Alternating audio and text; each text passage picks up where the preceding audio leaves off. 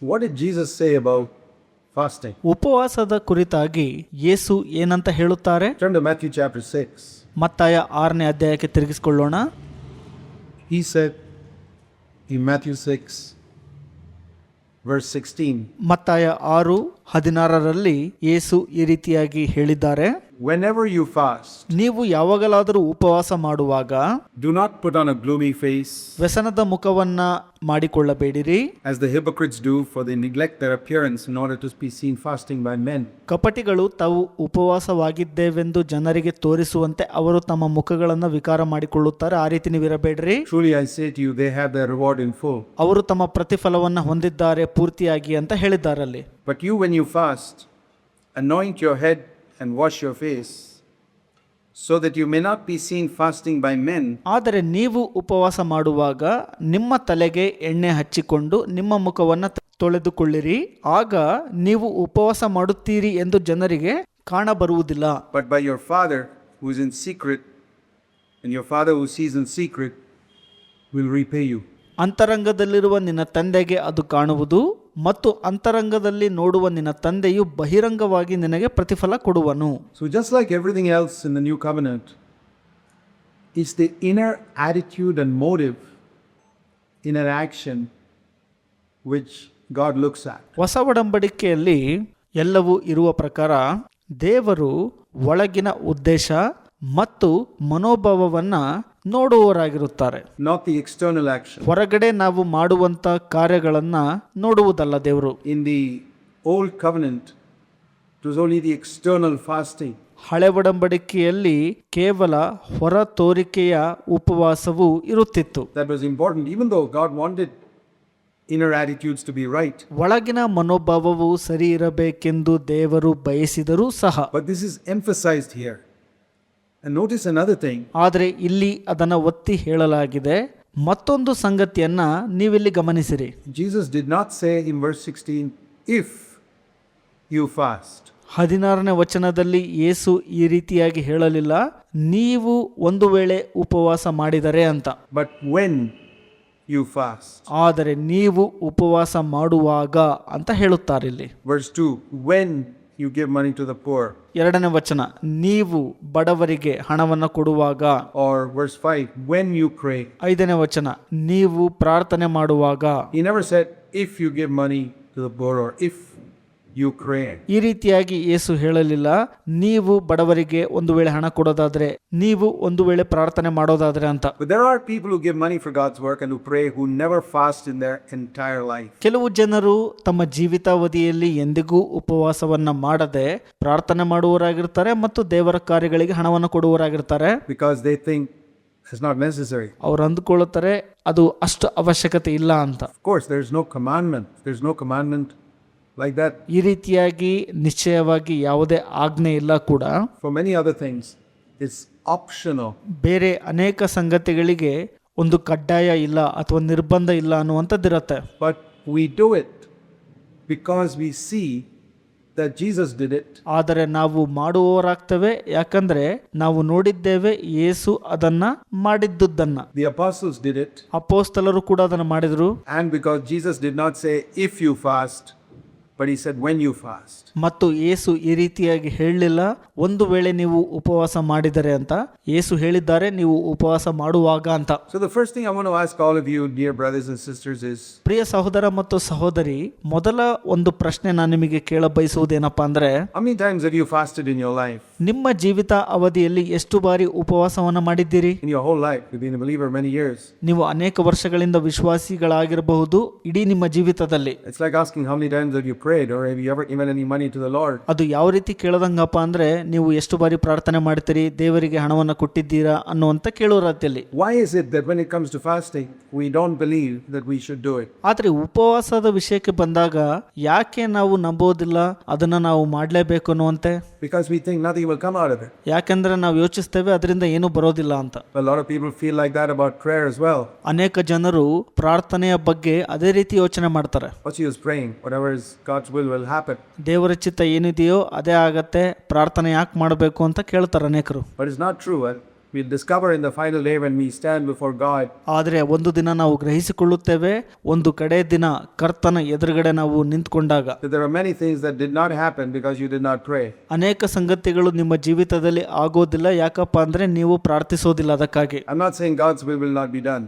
God will do his will through somebody else. ನಾನು ಹೇಳ್ತಾ ಇಲ್ಲ ದೇವರ ಚಿತ್ತವು ನಡೆಯೋದಿಲ್ಲ ಅಂತ. ದೇವರು ತನ್ನ ಚಿತ್ತವನ್ನ ಮತ್ತೊಬ್ಬರ ಮುಖಾಂತರ ನೆರವೇರಿಸುತ್ತಾರೆ. But something that God wanted to accomplish through you will never be accomplished.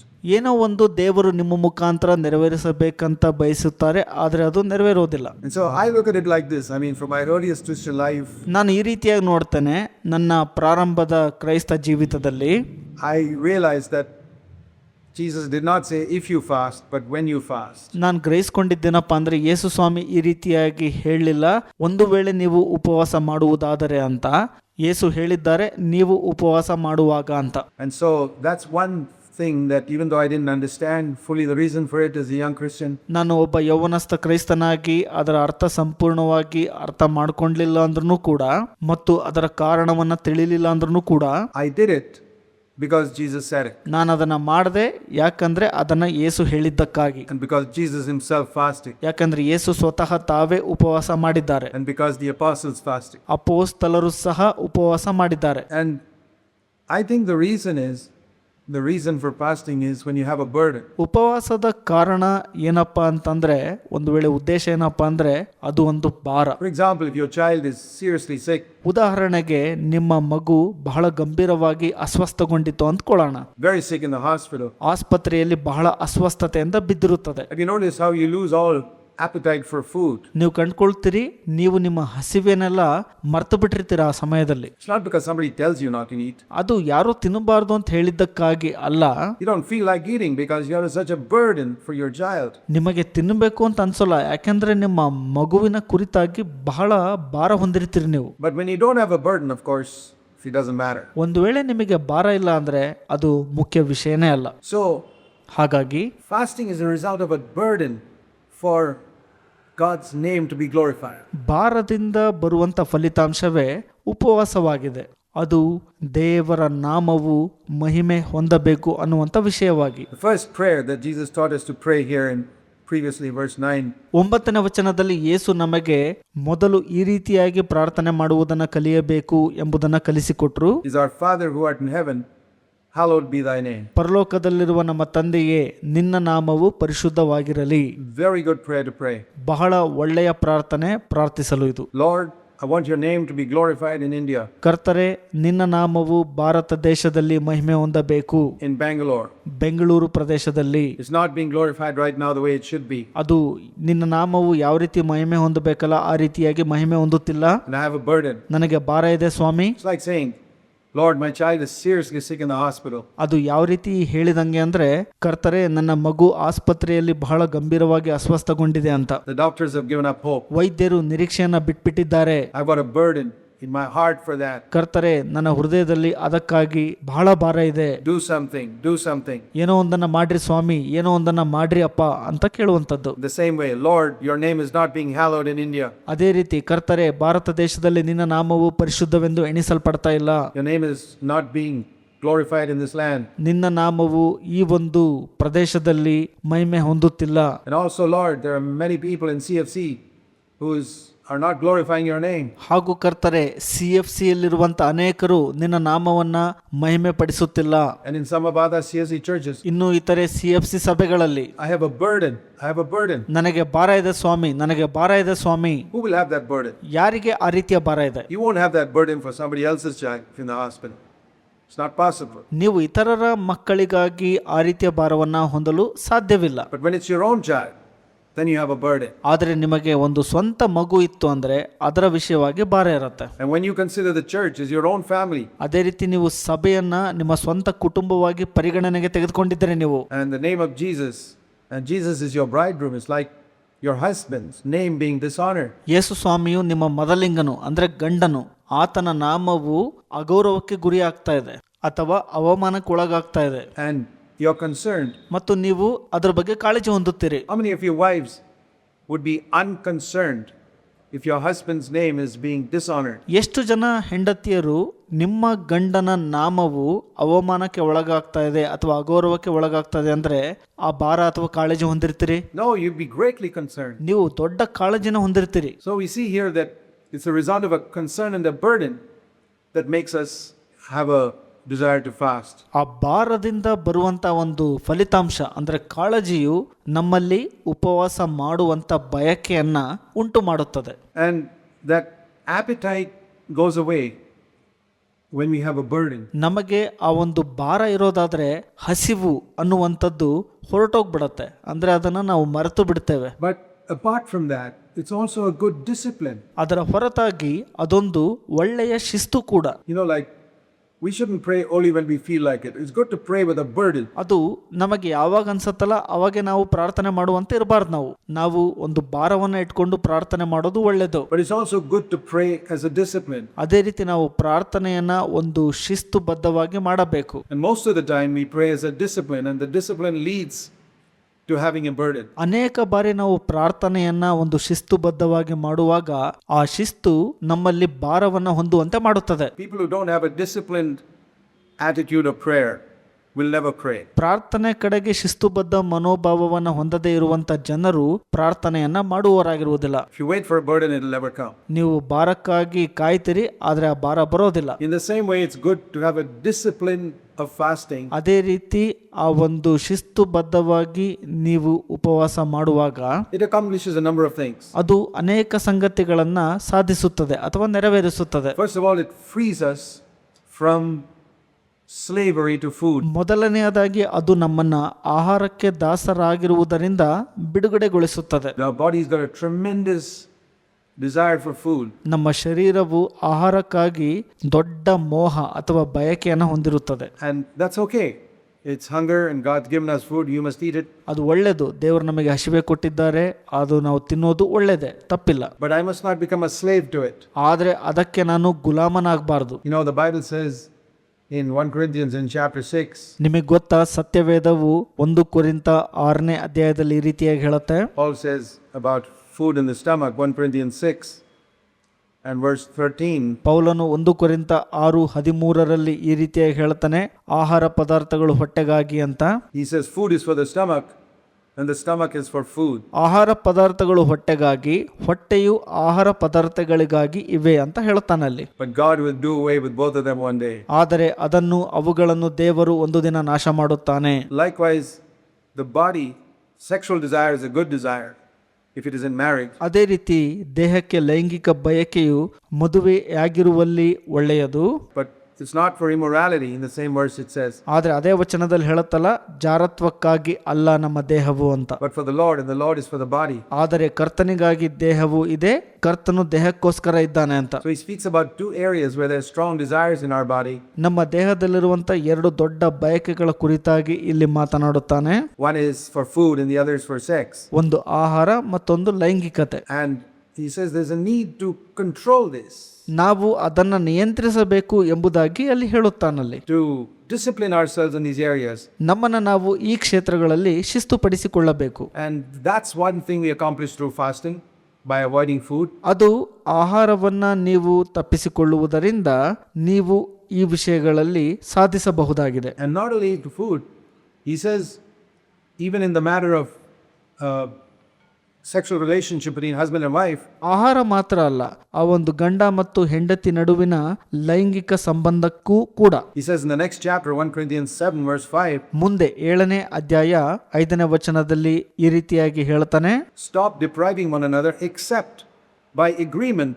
ನೀವು ಪರಸ್ಪರ ಸಮ್ಮತಿಯಿಂದ ಸ್ವಲ್ಪ ಕಾಲ ಅಗಲಿರಬಹುದೇ ಹೊರತು. That means husband and wife don't have sex for a certain period. ಅದರ ಅರ್ಥ ಗಂಡ ಮತ್ತು ಹೆಂಡತಿ ಸ್ವಲ್ಪ ಅವಧಿಗೆ ಆ ಒಂದು ಲೈಂಗಿಕ ವಿಷಯದಿಂದ ಹೊರ ಇರುವುದು. Because they devote themselves to prayer. ಯಾಕಂದ್ರೆ ಅವರು ತಮ್ಮನ್ನ ತಾವು ಪ್ರಾರ್ಥನೆಗೆ ಒಗ್ಗೂಡಿಸಿಕೊಂಡಾಗ. So there is a place for fasting even there. ಅಲ್ಲಿ ಕೂಡ ಉಪವಾಸಕ್ಕೆ ಒಂದು ಸ್ಥಳ ಅನ್ನುವಂಥದ್ದು ಇದೆ. Paul says later on in 1 Corinthians 9. ಪೌಲನು 1 ಕೊರಿಂಥ 9ರಲ್ಲಿ ಈ ರೀತಿಯಾಗಿ ಹೇಳ್ತಾನೆ. ನಂತರ he says we must run, verse 24, in such a way that we will win, 1 Corinthians 9:24. 1 ಕೊರಿಂಥ 9ನೇ ಅಧ್ಯಾಯ 24ನೇ ವಚನದಲ್ಲಿ ಈ ರೀತಿಯಾಗಿ ಹೇಳ್ತಾನೆ, ನೀವು ಬಹುಮಾನವನ್ನ ಪಡೆದುಕೊಳ್ಳಬೇಕಂತಲೇ ಓಡಿರಿ ಅಂತ. And everyone who takes part in a race ಓಟದಲ್ಲಿ ಭಾಗವಹಿಸುವ ಪ್ರತಿಯೊಬ್ಬರು runs, but prepares themselves with self-control in all things, 1 Corinthians 9:25. 1 ಕೊರಿಂಥ 9:25ರಲ್ಲಿ ಹೇಳೋ ಪ್ರಕಾರ ಪ್ರತಿಯೊಬ್ಬರು ಎಲ್ಲಾ ವಿಷಯಗಳಲ್ಲಿ ಮಿತವಾಗಿರುತ್ತಾರೆ, ಇದರ ಮುಖಾಂತರ ತಮ್ಮನ್ನ ತಾವು ಓಟಕ್ಕೆ ಸಿದ್ಧಪಡಿಸಿಕೊಳ್ಳುತ್ತಾರಲ್ಲಿ. And they do that to get a crown. ಅವರು ಆ ಒಂದು ಬಹುಮಾನ ಕಿರೀಟವನ್ನ ದೊರಕಿಸಿಕೊಳ್ಳಲು ಮಾಡ್ತಾರೆ. So we also must discipline ourselves in the same way. ನಾವು ಕೂಡ ಅದೇ ರೀತಿಯಾಗಿ ಆ ಒಂದು ಶಿಸ್ತನ್ನ ಬೆಳೆಸಿಕೊಳ್ಳಬೇಕು. He says about himself in verse 27, 27ನೇ ವಚನದಲ್ಲಿ ಈ ರೀತಿಯಾಗಿ ಹೇಳಲ್ಪಟ್ಟಿದೆ, 1 Corinthians 9:27, I discipline my body. 1 ಕೊರಿಂಥ 9:27, ನಾನು ನನ್ನ ದೇಹವನ್ನ ಅಧೀನತೆಯಲ್ಲಿಟ್ಟುಕೊಂಡು ಸ್ವಾಧೀನಪಡಿಸಿಕೊಳ್ಳುತ್ತೇನೆ. I beat my body. That means I made my body my slave. ನನ್ನ ದೇಹವನ್ನ ಅಧೀನತೆಯಲ್ಲಿಟ್ಟುಕೊಂಡು ಸ್ವಾಧೀನಪಡಿಸಿಕೊಳ್ಳುತ್ತೇನೆ ಅಂದ್ರೆ ನನ್ನ ದೇಹವನ್ನ ನನಗೆ ಗುಲಾಮನನ್ನಾಗಿ ಇಟ್ಟುಕೊಂಡಿದ್ದೇನೆ ಅಂತ ಅರ್ಥ. Or as the Living Bible says, I tell my body what it should do. Living Bible ಅನುವಾದ ಈ ರೀತಿ ಹೇಳುತ್ತೆ, ನಾನು ನನ್ನ ದೇಹಕ್ಕೆ ಹೇಳ್ತೇನೆ ಏನ್ ಮಾಡ್ಬೇಕು ನೀನು ಅಂತ. My body doesn't tell me what to do. ನನ್ನ ದೇಹ ನನಗೆ ಹೇಳೋದಲ್ಲ ಏನ್ ಮಾಡ್ಬೇಕಂತ.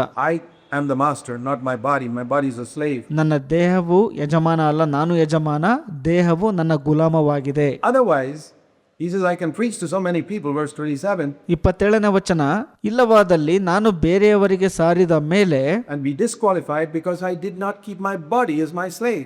ನಾನು ನನ್ನ ದೇಹವನ್ನ ಗುಲಾಮನನ್ನಾಗಿ ಇಟ್ಕೊಂಡ್ಲಿಲ್ಲ ಅಂದ್ರೆ ಅನರ್ಹನಾಗ್ಬಿಡ್ತೀನಿ ಅಂತ ಪೌಲನ್ ಹೇಳ್ತಾನಲ್ಲಿ. So fasting has many advantages like that. ಉಪವಾಸವು ಈ ರೀತಿಯಾಗಿ ಅನೇಕ ಲಾಭವನ್ನ ತರುತ್ತದೆ. Another advantage is ಮತ್ತೊಂದು ಲಾಭ ಯಾವ್ದಪ್ಪ ಅಂದ್ರೆ, when you miss a meal just for one day, ನೀವು ಒಂದು ದಿನ ಒಂದು ಹೊತ್ತಿನ ಊಟವನ್ನ ತಪ್ಪಿಸಿಕೊಂಡಾಗ and you find the hunger pangs come in your heart and in your body rather, ಆಗ ನಿಮ್ಮ ದೇಹದಲ್ಲಿ ಹಸಿವೆ ಅನ್ನುವಂಥದ್ದು ಬಹಳ ಹೆಚ್ಚಾಗಿ ಹೊತ್ತಿಕೊಳ್ಳುತ್ತದೆ. then you will know how other hungry people in the world feel. ಅದರಿಂದ ನಿಮಗೆ ಗೊತ್ತಾಗತ್ತೆ ಲೋಕದಲ್ಲಿ ಹಸಿವೆಯಿಂದ ಇರುವಂತ ಜನರು ಹೇಗೆ ಭಾವಿಸುತ್ತಾರೆ ಅಥವಾ ಬಳಲುತ್ತಿದ್ದಾರೆ ಅಂತ. The hungry people in our city, ಆ ಒಂದು ಪಟ್ಟಣದಲ್ಲಿರುವಂತ ಹಸಿವೆಯುಳ್ಳವರು, in other places who are hungry and poor, ಮತ್ತೊಂದು ಸ್ಥಳಗಳಲ್ಲಿ ಹಸಿವೆ ಇರ್ತಾರೆ, ಬಡವರು ಇರ್ತಾರೆ. we get a compassion and a feeling of sympathy for them ಅವರ ಬಗ್ಗೆ ನಾವು ಕರುಣೆ ತೋರಿಸಬೇಕು, ಅನುಕಂಪವನ್ನು ಹೊಂದ್ಕೋಬೇಕು. because we have been without food for one day and some of them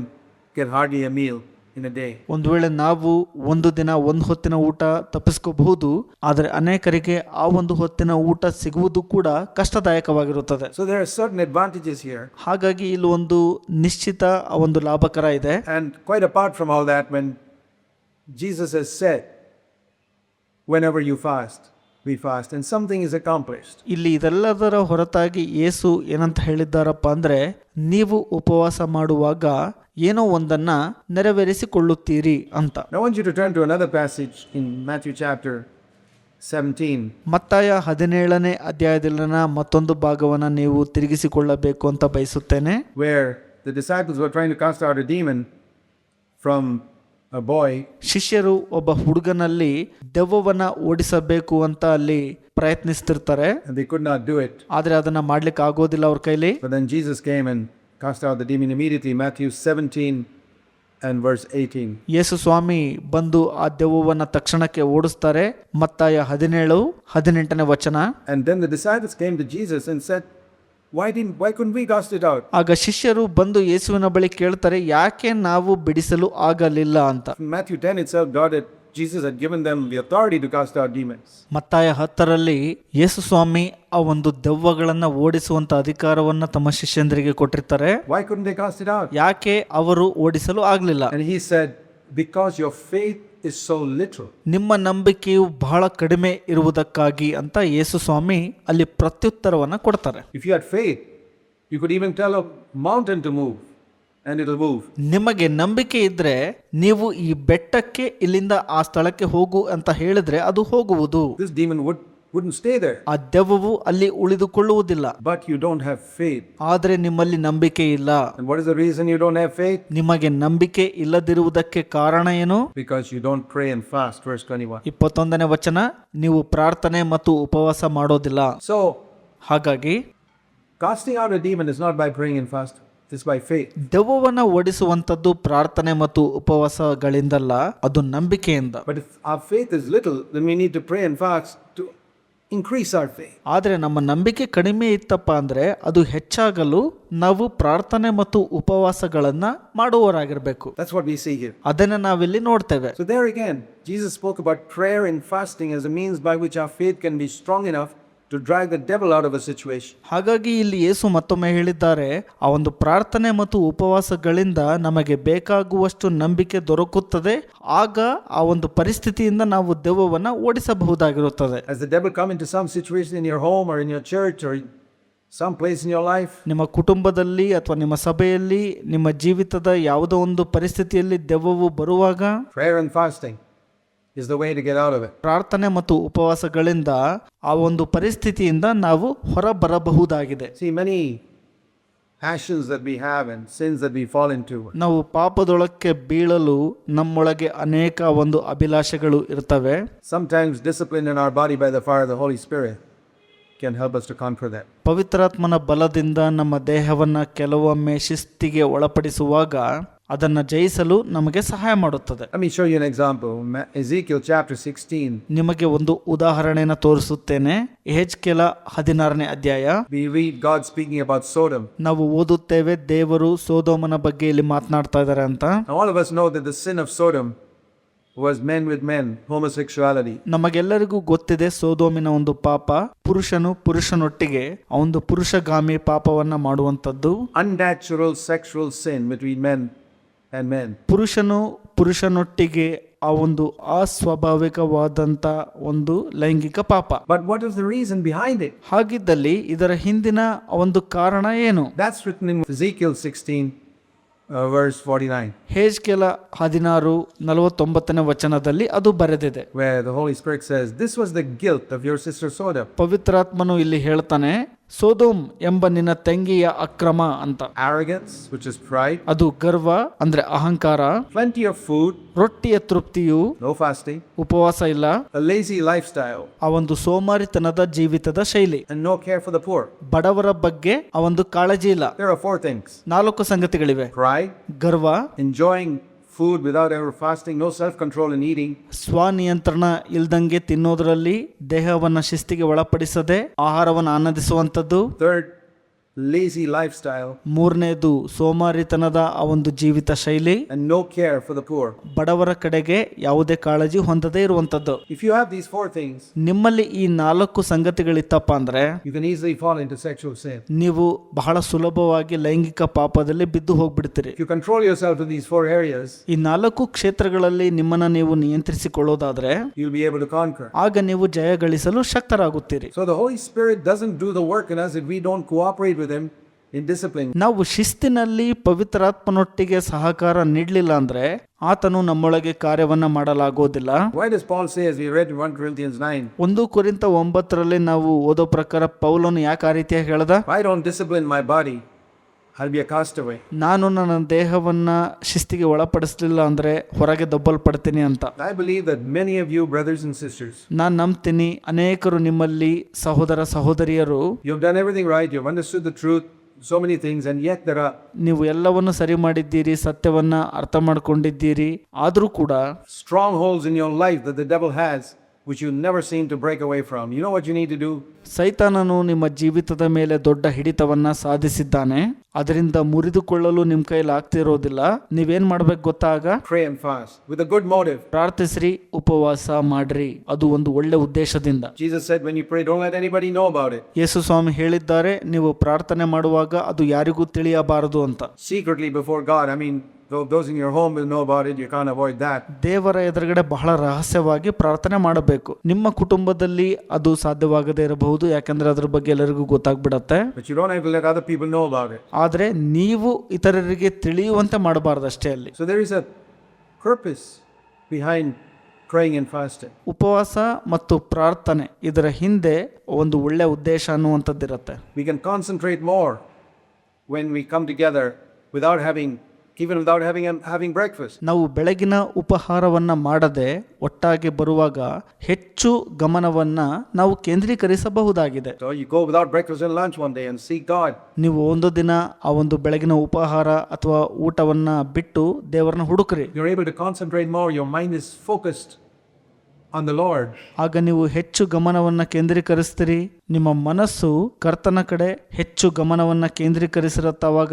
I remember in the early days when we started meeting as a church in our home way back in 75, 76. 1975-76ರಲ್ಲಿ ನಮ್ಮ ಮನೆಯಲ್ಲಿ ಆ ಒಂದು ಕೂಟವನ್ನ ಪ್ರಾರಂಭಿಸುವಂತ ಸಂದರ್ಭಗಳಲ್ಲಿ ನನಗಿನ್ನೂ ನೆನಪಿದೆ. Whenever we had a holiday, national holiday, we would almost always have a half day of fasting and prayer. ನಮ್ಮಲ್ಲಿ ಯಾವತ್ತಾದ್ರೂ ಆ ಒಂದು ರಾಷ್ಟ್ರೀಯ ಆ ಒಂದು ರಜಾ ದಿನ ಅಂತ ಕಂಡು ಬಂತಪ್ಪ ಅಂದ್ರೆ ನಾವು ಆ ಒಂದು ದಿನದ ಅರ್ಧ ದಿನ ಉಪವಾಸ ಮತ್ತು ಪ್ರಾರ್ಥನೆಗೆ ಮೀಸಲಿಡ್ತಾ ಇದ್ವಿ. We'd come together and pray. We were just a few people. ನಾವು ಒಟ್ಟಾಗಿ ಕೆಲವು ಜನರು ಮಾತ್ರ ಬರ್ತಿದ್ವಿ, ಉಪವಾಸ ಮಾಡ್ತಿದ್ವಿ, ಪ್ರಾರ್ಥನೆ ಮಾಡ್ತಿದ್ವಿ. But we'd pray, seeking for many things. We'd seek for the baptism of the Holy Spirit. ನಾವು ಪವಿತ್ರಾತ್ಮನ ದೇಶ ಸ್ನಾನಕ್ಕಾಗಿ ಹುಡುಕ್ತಾ ಇದ್ವಿ. ಇನ್ನು ಅನೇಕ ಸಂಗತಿಗಳಿಗಾಗಿ ದೇವರನ್ನ ಹುಡುಕ್ತಾ ಇದ್ವಿ, ಪ್ರಾರ್ಥಿಸ್ತಿದ್ವಿ. We'd seek for the gifts of the Holy Spirit. ಪವಿತ್ರಾತ್ಮನ ವರಗಳಿಗಾಗಿ ಹುಡುಕ್ತಾ ಇದ್ವಿ. We'd seek that God's name would be glorified in Bangalore and through our church. ಬೆಂಗಳೂರಲ್ಲಿ ನಮ್ಮ ಎಲ್ಲಾ ಸಭೆಗಳ ಮುಖಾಂತರ ದೇವರ ನಾಮವು ಮಹಿಮೆ ಹೊಂದಬೇಕು ಎಂಬುದನ್ನ ಹುಡುಕ್ತಾ ಇದ್ವಿ, ಪ್ರಾರ್ಥಿಸ್ತಿದ್ವಿ. We were very small, despised by everybody as false teachers and so many things. ನಾವು ಸುಳ್ಳು ಬೋಧಕರು ಅಂತ ಕರೆಯಲ್ಪಟ್ಟು ಮತ್ತು ಇನ್ನೂ ಅನೇಕ ಸಂಗತಿಗಳಿಗಾಗಿ ಇತರರಿಂದ ತಿರಸ್ಕಾರಕ್ಕೆ ಕಡೆಗಣನೆಗೆ ಒಳಗಾಗಿದ್ವಿ. That didn't bother us. We wanted God to be with us. And we began to seek the Lord. ಅದು ನಮಗೆ ಅಷ್ಟು ತೊಂದರೆ ಕೊಡಲಿಲ್ಲ. ದೇವರು ನಮ್ಮೊಟ್ಟಿಗೆ ಇರಬೇಕು ಅಂತ ಬಯಸಿದ್ವಿ ಮತ್ತು ಕರ್ತನನ್ನ ಹುಡುಕಲು ಪ್ರಾರಂಭಿಸಿದೆವು. And I tell you, the result of what we see today has come out of those foundation years of seeking God in fasting and prayer. ನಾನು ನಿಮಗೆ ಹೇಳುತ್ತೇನೆ, ಇವತ್ತು ನಾವು ನೋಡುವಂತ ಒಂದು ಫಲಿತಾಂಶ ಇದೆಯಲ್ಲ, ಅದು ಅಷ್ಟು ವರ್ಷಗಳ ಅಸ್ಥಿವಾರವಾದ ದೇವರನ್ನು ಹುಡುಕುವಂಥದ್ದು ಪ್ರಾರ್ಥನೆ ಮತ್ತು ಉಪವಾಸಗಳಿಂದ ಬಂದಿರುವಂಥ ಫಲಿತಾಂಶವಾಗಿದೆ. And we've lost out on some of that by neglecting it. ಕೆಲವೊಂದನ್ನು ನಾವು ನಿರ್ಲಕ್ಷ್ಯ ಮಾಡಿದ್ದಕ್ಕಾಗಿ ಕೆಲವೊಂದನ್ನು ಕಳೆದುಕೊಂಡಿದ್ದೇವೆ. So I'm glad you're doing it again today. ನಾನು ಸಂತೋಷಿಸ್ತೀನಿ ಇವತ್ತು ನಾವು ಅದನ್ನು ಮತ್ತೊಮ್ಮೆ ಮಾಡ್ತಿರೋದಕ್ಕಾಗಿ. I want you to see the first great missionary movement in the early church was in Acts 13. ಪ್ರಾರಂಭದ ಸಭೆಗಳಲ್ಲಿ ಮೊದಲನೇ ದೊಡ್ಡ ಮಿಷನರಿ ಕಾರ್ಯವನ್ನ ನೀವು ನೋಡಬೇಕು ಎಂದು ನಾನು ಬಯಸುತ್ತೇನೆ. ಅದು ಅಪೊಸ್ತಲರ ಕೃತ್ಯಗಳು 13ನೇ ಅಧ್ಯಾಯದಲ್ಲಿ ಇದೆ. Where Paul and Barnabas went out to preach the gospel, and they went out and established a number of churches in different places. ಅಲ್ಲಿ ಪೌಲ ಬಾರ್ನಬರು ಸುವಾರ್ತೆಯನ್ನ ಸಾರಲು ಹೋದ್ರು, ಅನೇಕ ಸಭೆಗಳನ್ನ ನೆಟ್ಟರು ಕೂಡ ವಿಧ ವಿಧವಾದ ಸ್ಥಳಗಳಲ್ಲಿ. Because the Holy Spirit specifically told them to go out together. ಪವಿತ್ರಾತ್ಮನು ಅವರಿಬ್ಬರಿಗೆ ಒಟ್ಟಾಗಿ ಹೋಗುವಂತೆ ಪ್ರತ್ಯೇಕವಾಗಿ ತಿಳಿಸಿದನು. But turn to Acts chapter 13 and see how it began. ಅದು ಹೇಗೆ ಪ್ರಾರಂಭ ಆಯ್ತು ಅನ್ನುವಂಥದ್ದನ್ನ ಅಪೊಸ್ತಲರ ಕೃತ್ಯಗಳು 13ನೇ ಅಧ್ಯಾಯಕ್ಕೆ ತಿರುಗಿಸ್ಕೊಳ್ರಿ. It says here about a number of people who were in Antioch. ಇಲ್ಲಿ ಹೇಳಲ್ಪಟ್ಟಿದೆ ಅನೇಕ ಜನರು ಅಂತಿಯೋಕ್ಯದಲ್ಲಿ ಇದ್ರು ಅಂತ. Prophets and teachers, prophets and teachers means they're very gifted people. ಪ್ರವಾದಿಗಳು, ಉಪದೇಶಕರು, ಅನೇಕ ವರಗಳನ್ನ ಹೊಂದಿದಂತವರು ಅಂತ ಅಲ್ಲಿ ಇದೆ. But in spite of that, they waited on the Lord. ಇದೆಲ್ಲದರ ಹೊರತಾಗಿ ಅವರು ಕರ್ತನಲ್ಲಿ ಕಾಯ್ದುಕೊಂಡ್ರು. It says in verse 2, they were ministering to the Lord. Ministering to the Lord means worshiping. They were not just praying. ಎರಡನೇ ವಚನ ಹೇಳೋ ಪ್ರಕಾರ ಅವರು ಕರ್ತನಿಗೆ ಸೇವೆ ಮಾಡುತ್ತಾ ಇದ್ರು ಅಂತ. ಅದರ ಅರ್ಥ ಆರಾಧಿಸ್ತಿದ್ರು. ಅಂದರೆ ಅವರು ಕೇವಲ ಪ್ರಾರ್ಥನೆಯನ್ನ ಮಾಡ್ತಿರ್ಲಿಲ್ಲ, They were worshiping. ಅವರು ಆರಾಧಿಸುತ್ತಿದ್ದರು. You know, when you minister to people, you're preaching. ನೀವು ಮನುಷ್ಯರಿಗೆ ಸೇವೆ ಮಾಡುವಾಗ ಬೋಧನೆ ಮಾಡ್ತಿರ್ತೀರ ಅವರಿಗೆ. When you minister to the Lord, you're worshiping. ಆದರೆ ನೀವು ಕರ್ತನಿಗೆ ಸೇವೆ ಮಾಡುವಾಗ ನೀವು ಆರಾಧಿಸ್ತಿರ್ತೀರಿ. When you're praying, you're not ministering to the Lord, you're asking the Lord. ನೀವು ಪ್ರಾರ್ಥನೆ ಮಾಡುವಾಗ ಕರ್ತನಿಗೆ ಸೇವಿಸುತ್ತಿರುವುದಿಲ್ಲ, ಅದರ ಅರ್ಥ ನೀವು ಏನೋ ಒಂದು ಕೇಳ್ತಿರ್ತೀರಿ. It says they were worshiping the Lord, praising Him, giving Him glory, and doing it with fasting. ಅವರು ಕರ್ತನನ್ನ ಆರಾಧಿಸುತ್ತಿದ್ದರು, ಸ್ತೋತ್ರ ಮಾಡುತ್ತಿದ್ದರು, ಆತನಿಗೆ ಮಹಿಮೆಯನ್ನು ಸಲ್ಲಿಸುತ್ತಿದ್ದರು ಮತ್ತು ಅದನ್ನ ಉಪವಾಸದಿಂದ ಮಾಡುತ್ತಿದ್ದರು. And while they were in this process of fasting and ministering to the Lord, the Holy Spirit spoke. ಅವರು ಯಾವಾಗ ಈ ಒಂದು ಉಪವಾಸದಲ್ಲಿದ್ಕೊಂಡು ಕರ್ತನಿಗೆ ಸೇವಿಸುತ್ತಿದ್ರಲ್ಲ, ಆಗ ಪವಿತ್ರಾತ್ಮನು ಅವರೊಟ್ಟಿಗೆ ಮಾತನಾಡಿದನು. Why didn't the Holy Spirit speak in the very first minute?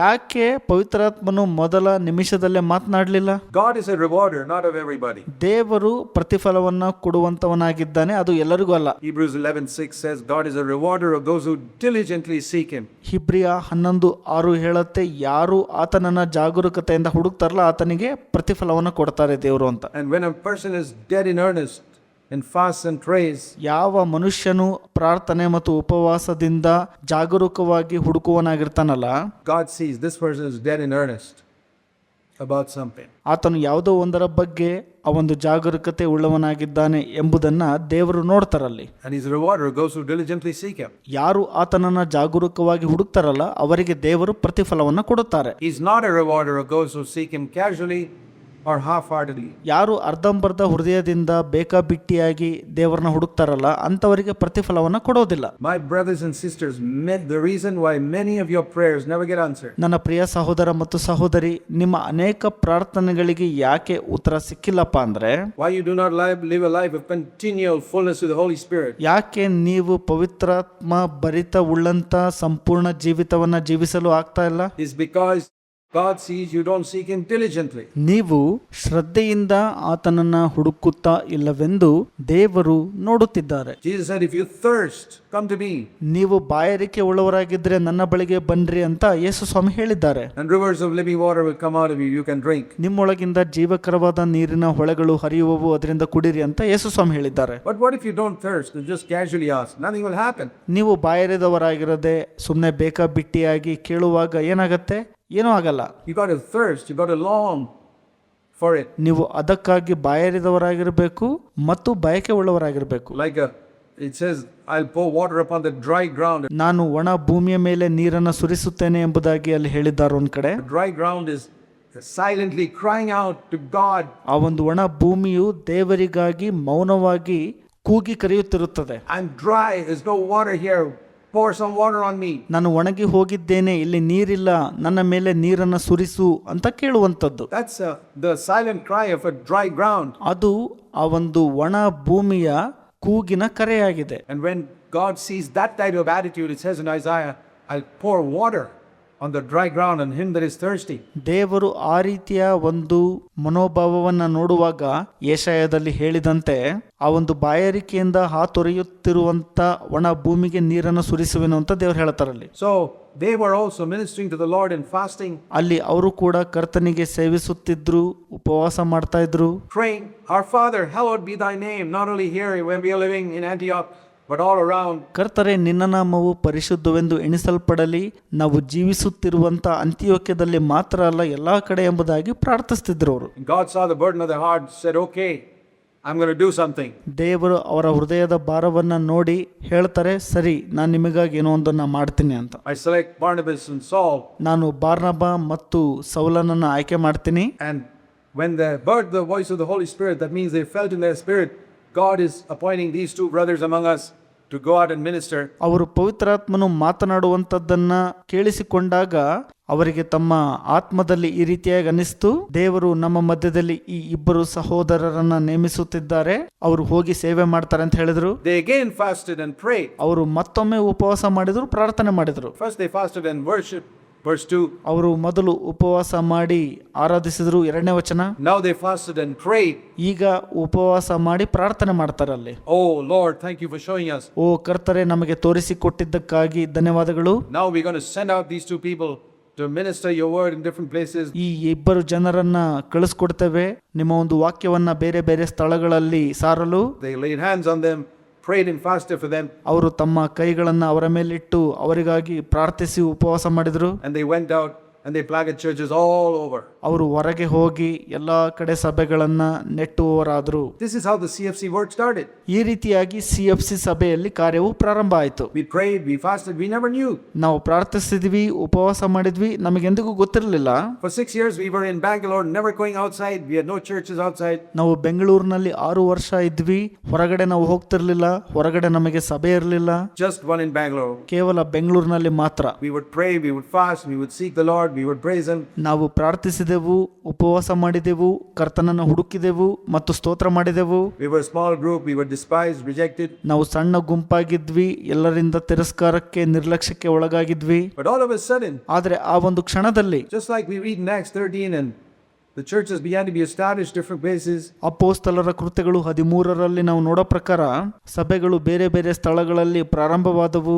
We find in the last 30 years, God has established churches all over, and not only in India, but in other places too. ಕಳೆದ 30 ವರ್ಷಗಳಲ್ಲಿ ದೇವರು ತಮ್ಮ ಸಭೆಗಳನ್ನ ಭಾರತ ದೇಶದಲ್ಲಿ ಮಾತ್ರ ಅಲ್ಲ, ಬೇರೆ ಬೇರೆ ಇತರ ದೇಶಗಳಲ್ಲೂ ಕೂಡ ನೆಟ್ಟಿದ್ದಾರೆ. And raised up, most wonderful thing God has done is raised up elders. ದೇವರು ಎಬ್ಬಿಸಿದ್ದಾರೆ. ಅದ್ಭುತವಾದ ಸಂಗತಿ ದೇವರು ಮಾಡಿದ್ದೇನಪ್ಪ ಅಂದ್ರೆ ಸಭಾ ಹಿರಿಯರನ್ನ ದೇವರು ಎಬ್ಬಿಸಿದ್ದಾರೆ. So that's what we see in the next chapter, Acts 14. ಅದನ್ನೇ ನಾವು ಮುಂದೆ ನೋಡುವಂತದ್ದು ಅಪೊಸ್ತಲರ ಕೃತ್ಯಗಳು 14ನೇ ಅಧ್ಯಾಯ. After they had appointed, planted churches in different places, ಅವರು ಬೇರೆ ಬೇರೆ ಸ್ಥಳಗಳಲ್ಲಿ ಸಭೆಯನ್ನ ನೆಟ್ಟ ನಂತರ, ಅಂದ್ರೆ ಸ್ಥಾಪಿಸಿದ ನಂತರ, the next step. So see the different steps. ಮುಂದಿನ ಹಂತ, ಬೇರೆ ಬೇರೆ ಹಂತಗಳನ್ನ ನೀವಿಲ್ಲಿ ನೋಡ್ತೀರಿ. First in Acts 13:2, ಮೊದಲು ಅಪೊಸ್ತಲರ ಕೃತ್ಯಗಳು 13:2, they were seeking God's will. ಅವರು ದೇವರ ಚಿತ್ತವನ್ನು ಹುಡುಕ್ತಿದ್ರು. How should we glorify your name in other places? ಬೇರೆ ಬೇರೆ ಸ್ಥಳಗಳಲ್ಲಿ ಹೇಗೆ ದೇವರ ನಾಮವನ್ನ ಮಹಿಮೆ ಪಡಿಸೋದು ಅಂತ To find out, they worshipped and fasted. ಅವರು ಅದನ್ನ ಕಂಡುಕೊಳ್ಳಲು ಉಪವಾಸ ಮಾಡ್ತಾ ಇದ್ರು, ಪ್ರಾರ್ಥನೆ ಮಾಡ್ತಾ ಇದ್ರು. Once God had spoken, second step, God said, send these people out. ದೇವರು ಅವರೊಟ್ಟಿಗೆ ಮಾತನಾಡಿದ ನಂತರ ಎರಡನೇ ಹಂತ, ದೇವರು ಅವರನ್ನ ಹೊರಗಡೆ ಸೇವೆ ಕಳಿಸ್ರಿ ಅಂತ ಹೇಳಿದ್ರು. Again they prayed and fasted. ಅವರು ಮತ್ತೊಮ್ಮೆ ಪ್ರಾರ್ಥಿಸಿದ್ರು, ಉಪವಾಸ ಮಾಡಿದ್ರು. Remember fasting every time. ಅವರು ಪ್ರತಿ ಬಾರಿ ಉಪವಾಸ ಮಾಡಿದ್ರು. And the third time, ಮೂರನೇ ಸಲ, we see when Paul had planted these churches, and now he had to appoint elders. ಮೂರನೇ ಸಲ ಪೌಲನು ಈ ರೀತಿಯ ಸಭೆಗಳನ್ನ ಸ್ಥಾಪಿಸಿದ ನಂತರ ಸಭಾ ಹಿರಿಯರನ್ನ ನೇಮಕ ಮಾಡುವಂತದ್ದನ್ನ ನೋಡ್ರಿ. It's a very big responsibility to appoint elders. ಇದು ಒಂದು ಬಹಳ ದೊಡ್ಡ ಜವಾಬ್ದಾರಿ, ಸಭಾ ಹಿರಿಯರನ್ನ ನೇಮಿಸುವಂತದ್ದು. It says in Acts 14:23, ಅಪೊಸ್ತಲರ ಕೃತ್ಯಗಳು 14:23, when they all came back after appointing churches, maybe a year or so later, ಅವರು ಸಭೆಗಳನ್ನ ಸ್ಥಾಪಿಸಿ ಸ್ವಲ್ಪ ವರ್ಷಗಳ ನಂತರ ಬಂದಾಗ, and he appointed elders having prayed with fasting. ಅವರು ಉಪವಾಸವಿದ್ದು ಪ್ರಾರ್ಥನೆ ಮಾಡಿ ಪ್ರತಿ ಸಭೆಯಲ್ಲಿ ಹಿರಿಯರನ್ನ ನೇಮಿಸಿದರು. Notice how at each stage there was fasting and prayer. ನೋಡ್ರಿ, ಪ್ರತಿ ಹಂತದಲ್ಲೂ ಕೂಡ ಅವರು ಉಪವಾಸ ಮಾಡಿದ್ರು ಮತ್ತೆ ಪ್ರಾರ್ಥನೆ ಮಾಡಿದ್ರು. They were dead in earnest about glorifying God's name. ಅವರು ದೇವರ ನಾಮವನ್ನ ಮಹಿಮೆಗೆ ತರಲು ಬಹಳ ಕಾತುರತೆ ಉಳ್ಳವರಾಗಿದ್ರು. They were dead in earnest about seeing that the word of God goes out. ದೇವರ ವಾಕ್ಯವು ಹೊರಗಡೆ ಎಲ್ಲಾ ಕಡೆ ಹೋಗ್ಬೇಕು ಅನ್ನುವಂತ ವಿಷಯದಲ್ಲಿ ಬಹಳ ಅಭಿಲಾಷೆ ಹೊಂದಿದ್ರು ಅವರು. And we must have a burden today that the word of God goes out, ನಾವು ಕೂಡ ಅದೇ ಭಾರವನ್ನ ಹೊಂದಿರಬೇಕು, ದೇವರ ವಾಕ್ಯವು ಎಲ್ಲಾ ಕಡೆ ಹೋಗ್ಬೇಕು ಅಂತ. especially with the situation that we find in our country in India today with so many anti-Christian forces. ಇಂದು ನಮ್ಮ ದೇಶದಲ್ಲಿ ಪರಿಸ್ಥಿತಿ ಯಾವ ತರ ಇದೆಯಪ್ಪ ಅಂದ್ರೆ ಅನೇಕ ಆ ಒಂದು ಕ್ರಿಸ್ತ ವಿರೋಧಿಯ ಚಟುವಟಿಕೆ, ಆ ಒಂದು ಆತ್ಮ ನಡೀತಾ ಇದೆ. We have to pray and fast and pray that Jesus' name will be glorified in this land. ನಾವು ಪ್ರಾರ್ಥಿಸಬೇಕು, ಉಪವಾಸ ಮಾಡಬೇಕು, ಯೇಸುವಿನ ನಾಮವು ಈ ಒಂದು ಜಾಗದಲ್ಲಿ ಮಹಿಮೆ ಹೊಂದಬೇಕು ಅನ್ನೋ ಸಲುವಾಗಿ. Not only through CFC but all of God's people. CFC ಮುಖಾಂತರ ಮಾತ್ರ ಅಲ್ಲ, ಎಲ್ಲಾ ದೇವಜನರ ಮುಖಾಂತರ. CFC is only a smaller part of God's work in India. ದೇವರು ಭಾರತದಲ್ಲಿ ಮಾಡುವಂತ ಒಂದು ಕಾರ್ಯದ ಒಂದು ಸಣ್ಣ ಭಾಗ CFC ಆಗಿದೆ ಅಷ್ಟೇ. And we want God's name to be glorified. ನಮಗೆ ದೇವರ ನಾಮವು ಮಹಿಮೆ ಹೊಂದಬೇಕಷ್ಟೇ. So I pray that that will happen as we come and see God together today. ನಾನು ಪ್ರಾರ್ಥಿಸ್ತೀನಿ, ಇವತ್ತು ನಾವು ಒಟ್ಟಾಗಿ ಬಂದು ದೇವರನ್ನ ಹುಡುಕುವಾಗ ಆ ರೀತಿಯಾಗಿ ಆಗ್ಲಿ ಅಂತ. That it will not just be an empty ritual. ಅದು ಒಂದು ಖಾಲಿ ಒಂದು ಆಚರಣೆ ಆಗಬಾರ್ದು. And I believe that what we start today, I hope will become a habit for many of you. ನಾನು ನಂಬ್ತೇನೆ, ಇವತ್ತು ನಾವೇನು ಪ್ರಾರಂಭ ಮಾಡ್ತೀವಲ್ಲ, ಇದು ಅನೇಕರಲ್ಲಿ ಒಂದು ಹವ್ಯಾಸವಾಗಿ ಮಾರ್ಪಡತ್ತೆ ಅಂತ. Particularly you young people. ಪ್ರತ್ಯೇಕವಾಗಿ ಯೌವನಸ್ಥರು ನೀವು To discipline yourself. ನಿಮ್ಮನ್ನ ನೀವು ಶಿಸ್ತುಪಡಿಸ್ಕೊಳ್ರಿ. If you haven't started, start with missing one meal in a week. ನೀವು ಇದನ್ನ ಇನ್ನೂ ಪ್ರಾರಂಭಿಸಿಲ್ಲ ಅಂದ್ರೆ ವಾರದಲ್ಲಿ ಒಂದು ಹೊತ್ತಿನ ಊಟವನ್ನ ತಪ್ಪಿಸಿಕೊಳ್ಳುವ ಮುಖಾಂತರ ಪ್ರಾರಂಭಿಸ್ರಿ. Then go to 2 meals in a week. ನಂತರ ವಾರದಲ್ಲಿ 2 ಹೊತ್ತಿನ ಊಟ ತಪ್ಪಿಸಿಕೊಳ್ಳೋದನ್ನ ಕಲ್ತ್ಕೊಳ್ರಿ. Then go to 3 meals in a week.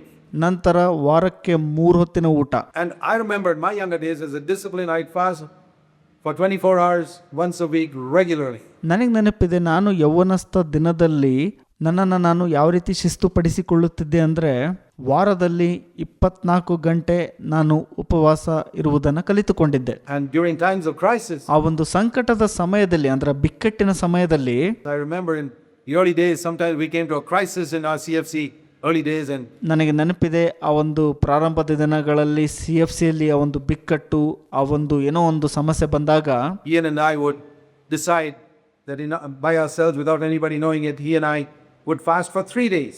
ಸ್ವತಃ ನಾನು ಮತ್ತು ಸಹೋದರ ಏನ್ರವರು ಯಾರಿಗೂ ತಿಳಿಯದಂತೆ 3 ದಿನಗಳ ಕಾಲ ಉಪವಾಸ ಪ್ರಾರ್ಥನೆಯನ್ನ ಮಾಡಿದ್ದೆವು. And seek God without food, just drinking liquids. ನಾವು ದೇವರನ್ನ ಹುಡುಕ್ತಿದ್ವಿ, ಊಟವನ್ನ ತೆಗೆದುಕೊಳ್ತಿರ್ಲಿಲ್ಲ, ಕೇವಲ ಲಿಕ್ವಿಡ್ ಮಾತ್ರ ತೆಗೆದುಕೊಳ್ತಿದ್ವಿ. And we remember those days of crisis when at the end of it, God gave us direction for the future and we went forward. ನಮಗೆ ನೆನಪಿದೆ ಆ ಒಂದು ಬಿಕ್ಕಟ್ಟು ಆ ಸಮಯದಲ್ಲಿ ಶಮನಗೊಂಡಾಗ ದೇವರು ಆ ಒಂದು ಭವಿಷ್ಯಕ್ಕಾಗಿ ನಮಗೆ ದಿಕ್ಕನ್ನ, ಒಂದು ನಿರ್ದೇಶನವನ್ನ ಕೊಟ್ಟರು. ಅದನ್ನ ನೋಡಿ ನಾವು ಮುಂದೆ ಸಾಗಿದೆವು. We did that once or twice. ನಾವು ಅದನ್ನ 1 ಅಥವಾ 2 ಬಾರಿ ಮಾಡಿದ್ದೇವೆ. And so we've seen at different stages in the development of CFC too. ಹಾಗಾಗಿ ನಾವು ಕೂಡ CFCಯಲ್ಲಿ ಈ ಒಂದು ವಿವಿಧ ಹಂತಗಳನ್ನ ನೋಡಿದ್ದೇವೆ. Exactly like we see in Acts 13 and 14. ಅಪೊಸ್ತಲರ ಕೃತ್ಯಗಳು 13ನೇ ಅಧ್ಯಾಯ ಮತ್ತು 14ನೇ ಅಧ್ಯಾಯದಲ್ಲಿ ನೋಡಿರೋ ಪ್ರಕಾರವೇ There was prayer and fasting. ಅಲ್ಲಿ ಒಂದು ಉಪವಾಸ ಮತ್ತು ಪ್ರಾರ್ಥನೆ ಇತ್ತು. Casting out demons, number of cases.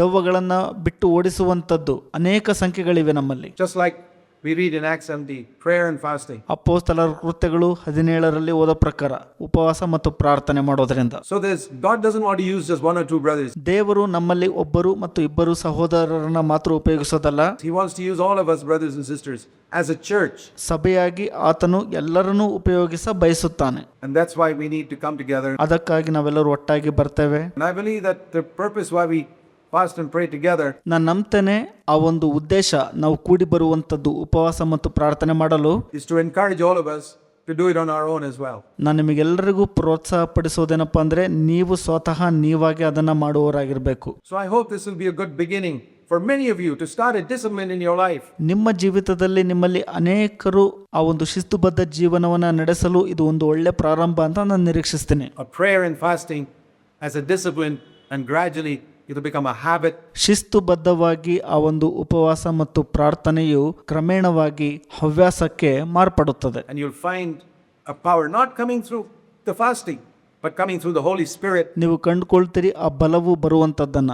ಅದು ಉಪವಾಸದಿಂದ ಬರುವಂತದ್ದಲ್ಲ, ಪವಿತ್ರಾತ್ಮನ ಮುಖಾಂತರ ಬರುವಂತದ್ದಾಗಿದೆ. Who's a rewarder of those who diligently seek him. ದೇವರು ತನ್ನನ್ನು ಶ್ರದ್ಧೆಯಿಂದ ಹುಡುಕುವವರಿಗೆ ಪ್ರತಿಫಲವನ್ನ ಕೊಡುತ್ತಾರೆ. God bless you. Let's just bow in prayer. ದೇವರು ನಿಮ್ಮೆಲ್ಲರನ್ನ ಆಶೀರ್ವದಿಸಲಿ. ತಲೆ ಬುಗ್ಗಿಸಿ ಪ್ರಾರ್ಥಿಸೋಣ. Heavenly Father, it's so easy for us to be stirred temporarily, momentarily, hearing a word like this. ಪರಲೋಕದ ತಂದೆಯೇ, ಈ ಒಂದು ವಾಕ್ಯವನ್ನ ಕೇಳುವಾಗ ಬಹಳ ಸುಲಭ, ನಾವು ಒಂದು ರೀತಿ ಉತ್ಸಾಹದಲ್ಲಿರೋದು, ಉಲ್ಲಾಸವಾಗಿರೋದು. I pray it will not be momentary. ನಾನು ಪ್ರಾರ್ಥಿಸ್ತೀನಿ ಇದು ಈ ಕ್ಷಣ ಮಾತ್ರ ಇರಬಾರ್ದು ಅಂತ.